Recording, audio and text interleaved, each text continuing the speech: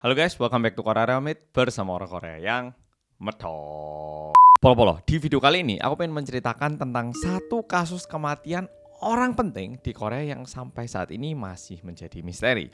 Yaitu misteri meninggalnya pemilik kapal feri Seoul yang bernama Yoo Byung-on. Jujur, ini kasus cukup menarik, makanya tak bawakan. Langsung kita mulai detektif Remit hari ini. Sebelum aku mulai, perlu digarisbawahi kalau ini tanpa mengurangi sedikit pun rasa hormatku kepada para korban tragedi kapal feri Seoul dan juga kepada para keluarga yang ditinggalkan. Video ini aku khususkan untuk membahas tentang sang pemilik dan tokoh utama dari cerita ini. Oke, jadi mohon digarisbawahi, langsung kita mulai. Tokoh utama dari cerita ini adalah seorang pebisnis Korea bernama Yoo Byung-on yang lahir pada tanggal 11 Februari tahun 1941 di Kyoto di Jepang. Di Korea sendiri, Yoo Byung-on ini memiliki beberapa nama lain, lebih tepatnya kayak julukan gitu, yaitu Ahe dan juga The Millionaire with No Face. Jadi orang kaya yang nggak terkenal gitu. Ini enak banget ya, kaya tapi nggak dikenal. Yoo Byung-on, kedua orang tuanya itu adalah orang Korea tapi lahirnya di Jepang, lebih tepatnya di Kyoto.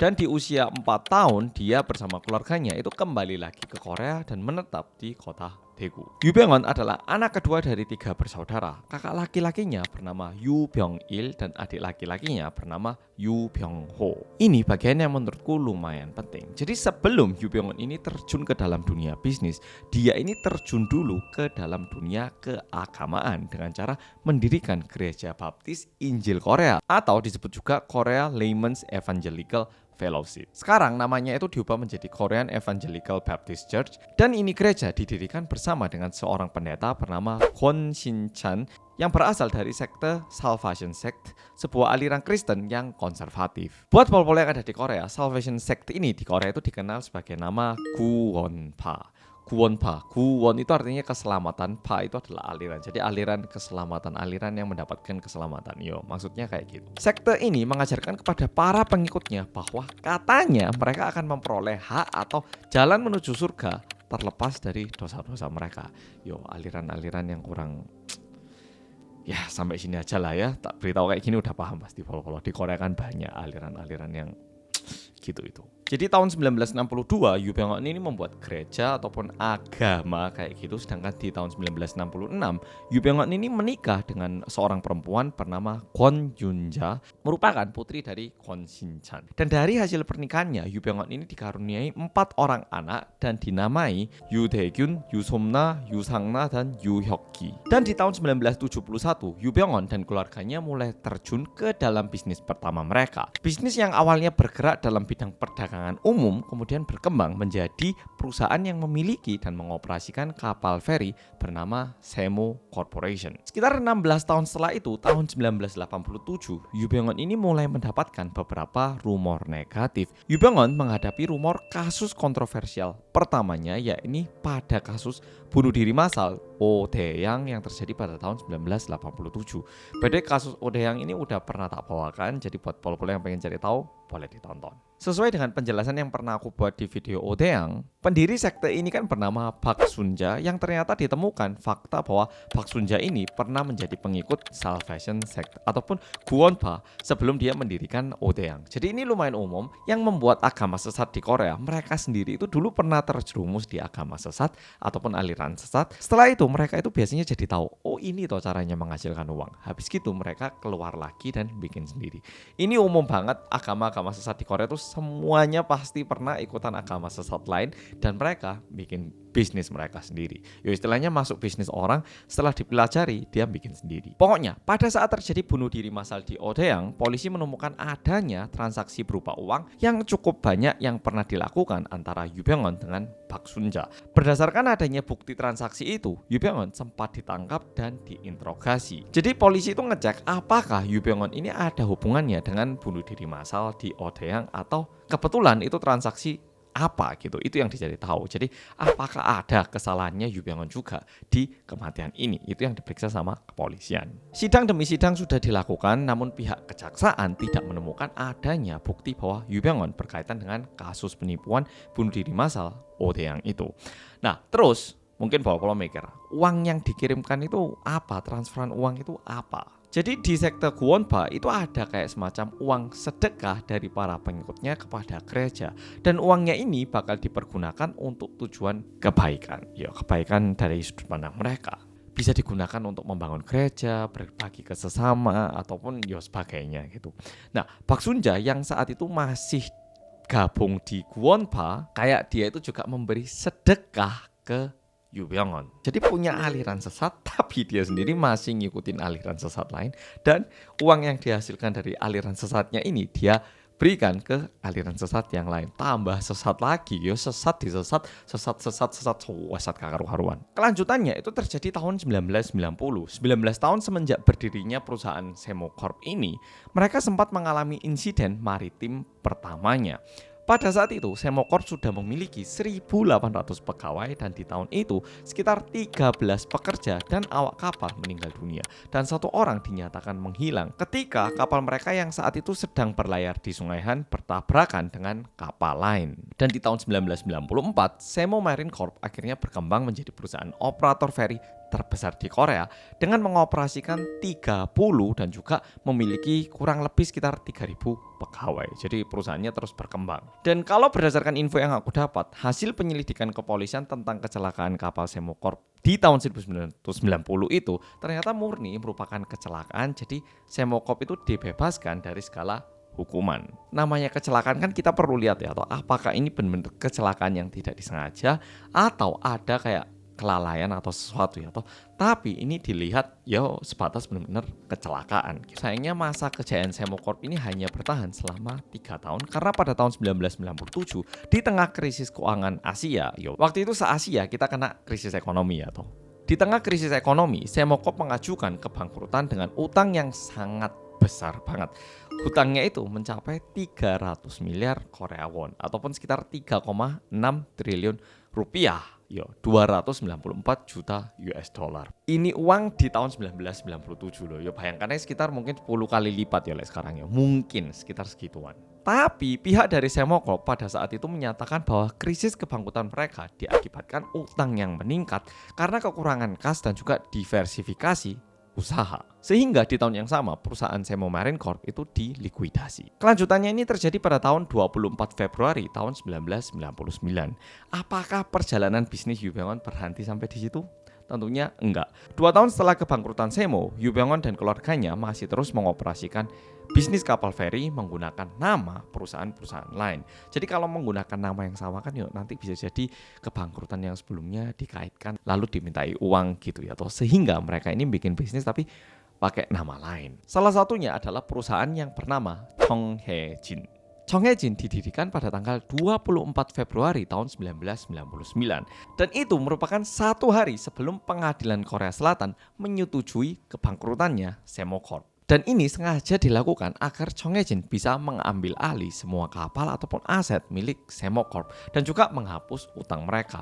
Jadi perusahaan yang Semmo Corp ini udah banyak hutangnya, males bayar ya udah ini dibangkrutkan dan sebelum ini bangkrut kapalnya ini dijual ke perusahaan lain yang bernama Chonghaejin. Padahal pemiliknya bisa dibilang sama. Ya memang secara dokumen beda tapi ya tau lah kayak korupsi gitu. Selain perusahaan bernama Chonghaejin, Yu Byung-on dan keluarganya juga dilaporkan memiliki 30 perusahaan dengan 13 diantaranya beroperasi di luar negeri seperti Amerika, Hong Kong, dan Perancis.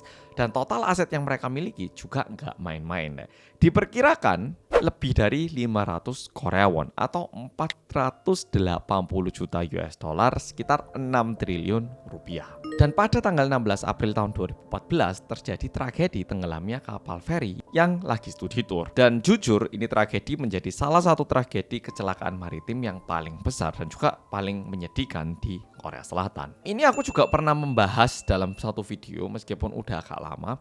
Kalau misalnya Pol-Pol ngikutin kasusnya, pasti Pol-Pol kayak tahu kayak ini kasus terkesan nggak terlalu transparan. Kayak kesannya tuh ada beberapa bagian yang mencurigakan. Dan yang bikin ini kasus lebih aneh lagi adalah kapal feri Sewol ini merupakan salah satu kapal feri milik perusahaan Chonghaejin. Semenjak adanya kasus tenggelamnya kapal Sewol ini, Yu Byung-on itu nggak pernah lagi terlihat dimanapun. Jadi publik itu nggak pernah bisa menemukan keberadaannya Yu Byung-hun. Dan bahkan Yu Byung-hun ini menjadi buronan oleh polisi karena tidak pernah datang saat dipanggil pihak kepolisian untuk dimintai keterangan ataupun untuk diinterogasi. Jadi Yu Byung-hun itu benar-benar kayak terkesan benar-benar menghilang. Bahkan kepolisian Korea itu menawarkan uang sebesar 646 juta Korea won ataupun sekitar 500 ribu US dollar alias sekitar 7 sampai 7,5 miliar rupiah kepada siapapun yang bisa membantu kepolisian untuk menemukan Yu Byung-hun. Dan pada tanggal 11 Juni tahun 2014, di saat polisi masih mencari Yu Byung-hun, kebetulan waktu itu polisi melakukan pencarian di sekitar Geumsuwon. Entah gimana, tapi pencarian di hari itu kayak agak kacau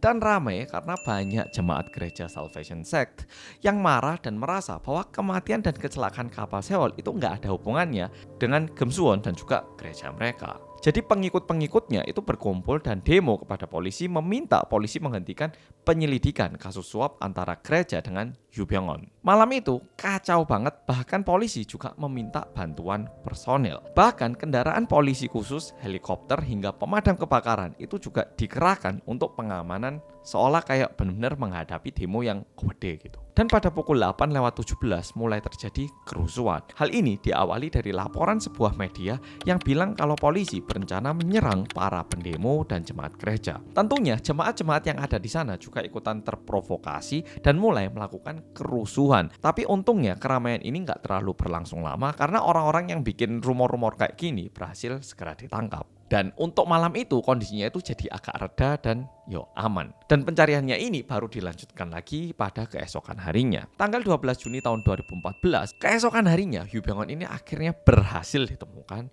Namun saat Yu Byung-hun ditemukan, dia itu udah nggak bernyawa lagi.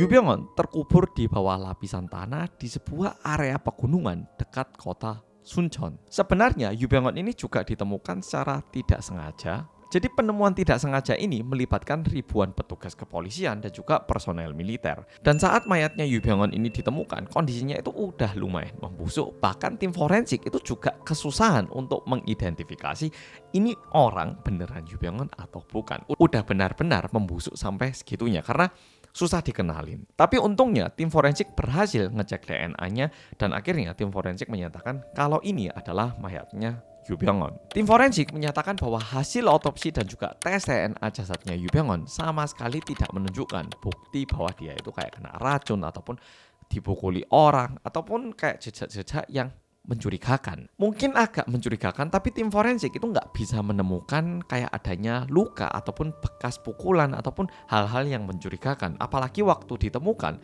mayatnya ini udah lumayan membusuk. By the way, tadi kan aku bilang Park Sun-ja adalah orang yang mendirikan agama ataupun aliran sesat bernama Odaeng. Dan lumayan banyak masyarakat Korea yang mengaitkan kematiannya Yu Byung-hun dengan aliran sesat ini. Bahkan ada beberapa pihak yang membuat spekulasi bahwa Yu Byung-hun sengaja bunuh diri untuk pergi ke surga yang abadi dan dihidupkan kembali sesuai dengan ajaran aliran mereka. Ada juga yang berspekulasi bahwa Yu Byung-hun sengaja bunuh diri bukan karena aliran sesat, tapi karena dia mendapatkan tekanan saat menjadi buronan. Dan ada satu hal yang perlu dia jaga ataupun dia tutup. Bahkan untuk nutup itu dia memilih untuk bunuh diri. Dan mungkin satu hal yang ingin dia tutup adalah satu hal yang berkaitan dengan kapal Sewol. Dan satu spekulasi terakhir adalah kemungkinan Yu Byung-hun dibunuh. Sebenarnya spekulasi ini ditepis oleh tim forensik karena dari hasil penyelidikan resmi kayak terlihat 90% kematian Yu Byung-hun itu adalah bunuh diri. Kayak nggak mungkin dibunuh orang lain. Tentunya tim forensik juga nggak asal bilang, tapi ini adalah beberapa faktor yang membuat tim forensik bilang kalau Yu Byung-hun bunuh diri. Pertama, posisi mayat Yu Byung-hun ditemukan terkubur di bawah lapisan tanah di area pegunungan. Merupakan posisi umum dengan kemungkinan bunuh diri. Kedua, hasil otopsi dan pemeriksaan forensik yang menunjukkan tidak ada bukti kekerasan ataupun diracuni ataupun jejak luka, jejak tembak ataupun jejak pukulan di badannya. Jadi nggak ada luka-luka yang mencurigakan. Ketiga, keadaan mental Yu Byung-hun yang menurut laporan diketahui dia itu udah mengalami depresi akibat tekanan besar dan situasi hukum yang dihadapi berkaitan dengan kasus tenggelamnya kapal Sewol. Keempat, ditemukan sebotol makgeolli, sebotol soju dan juga kaca pembesar berbentuk persegi panjang yang ada di dekat jasadnya Yu Byung-hun. Jujur aku sendiri lumayan bertanya-tanya dengan kematiannya Yu Byung-hun. Kalau memang dia bunuh diri, dia bunuh dirinya dengan cara apa. Berdasarkan hasil otopsi, nggak ada luka tembak, nggak ada luka trauma akibat pukulan benda tajam ataupun benda tumpul, ataupun diracuni. Dan kalau misalnya Yu Byung-hun bunuh diri dengan cara menggantung dirinya, kok dia bisa ditemukan dalam kondisi kayak terkubur. Dan di lehernya pun nggak ada luka jeratan. Dan hingga saat ini masih nggak jelas apa yang mengakibatkan kematiannya Yu Byung-hun. Dan bahkan ada juga orang yang bilang, jangan-jangan anak-anak yang lagi studi tour ini dikorbankan sesuai dengan agama sesat. Ya kalau ini sih makin nyasar, tapi bahkan ada yang mikir kayak gitu. Jujur, hingga saat ini polisi masih belum mampu memecahkan kasus bunuh dirinya Yu Byung-hun. Tapi hingga saat ini orang-orang pun ya masih nggak paham kenapa bisa orang yang kaya, orang yang kayak gitu tiba-tiba ditemukan meninggal kayak di tengah gunung.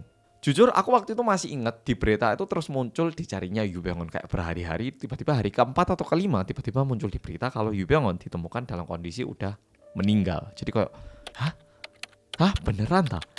Bukan mungkin. Aku ya masih ingat kejadiannya kayak gitu. Dan sayang banget sekarang udah bisa dibilang kayak udah hampir 10 tahun. Tapi ini kasus masih belum bisa terpecahkan.